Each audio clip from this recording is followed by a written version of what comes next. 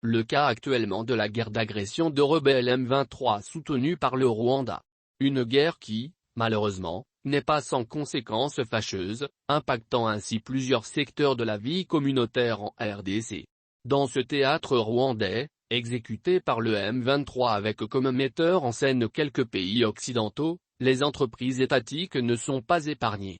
Dans une correspondance signée par son administrateur secrétaire exécutif, Patrick Ngulu, l'Association des établissements publics et entreprises du portefeuille invite les établissements publics et sociétés commerciales membres de leur structure, de communiquer, dans un bref délai, sur l'impact financier, socio-économique et ressources humaines enregistrées pendant cette période ainsi qu'apporter leurs suggestions afin d'aider l'autorité à juguler la crise. La guerre injuste nous imposée par les Rwandais avec leurs marionnettes de M23 a de conséquences fâcheuses sur la vie des entreprises. C'est dans ce cadre que nous avons initié cette démarche.